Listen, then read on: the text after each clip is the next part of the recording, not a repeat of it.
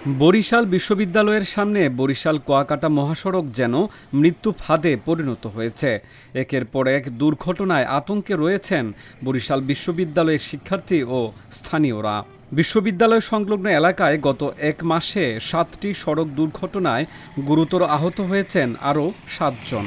আমাদের এই বিশ্ববিদ্যালয়ের সামনে একাধিকবার দুর্ঘটনা ঘটেছে। এরপরে আপনারা দেখেছেন যে মাইশা ফাউজিয়া মিম মারা যাওয়ার পরেও আমরা অন্তত আরও 3-4 জনের প্রাণ এই রাস্তায় যাইতে দেখছি। রাস্তায় এখনও দেখেন যে লাইট জ্বলে না, রাস্তাটা এখনও অন্ধকার হয়ে আছে।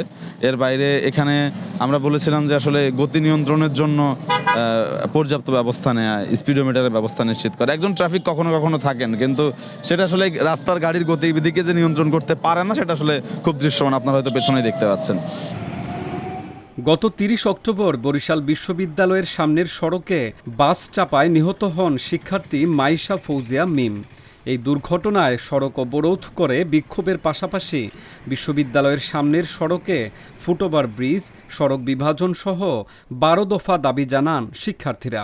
ঘটনার 1 মাস পার হলেও নিহত মাইশার পরিবারকে আর্থিক ক্ষতিপূরণের একটি দাবি ছাড়া অন্ধকারে সড়ক নিরাপত্তার জন্য অন্য দাবিগুলো।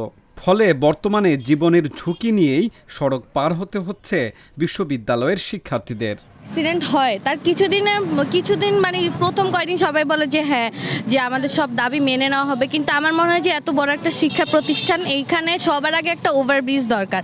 এটা কেন নাই, এটা সবচেয়ে বড় প্রশ্ন।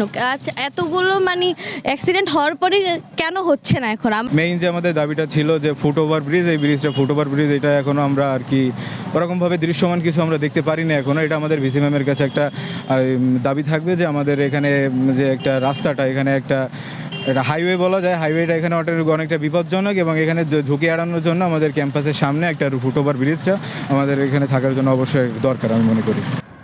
বিশ্ববিদ্যালয় শিক্ষার্থী মাইশার মৃত্যুর পরেই 2 নভেম্বর একই স্থানে বাইক নিয়ে পড়ে যায় স্থানীয় 2 কিশোর।